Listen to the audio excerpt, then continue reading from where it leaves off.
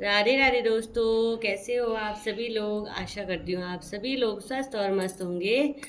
तो दोस्तों, मैं आज आपको भगवान श्री राम जी का और हनुमान जी का एक प्यारा सा भजन सुनाऊंगी। अगर ये भजन आपको पसंद आए तो प्लीज़ इसे लाइक करें, चैनल को सब्सक्राइब करें। बोलिए मर्यादा पुरुषोत्तम भगवान श्री राम जी की जय हो। पवन पुत्र वीर हनुमान जी महाराज की जय हो।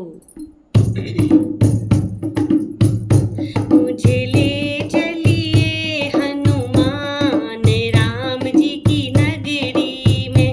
मुझे ले चलिए हनुमान राम जी की नगरी में। मुझे ले चलिए हनुमान राम जी नगरी में। मुझे ले चलिए हनुमान राम जी नगरी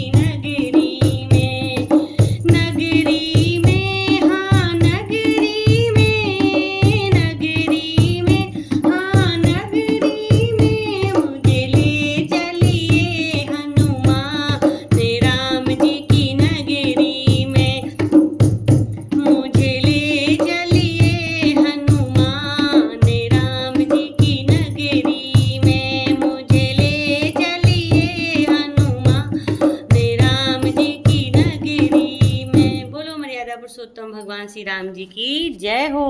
पवन सुत वीर हनुमान जी महाराज की जय हो। जय जय श्री राम।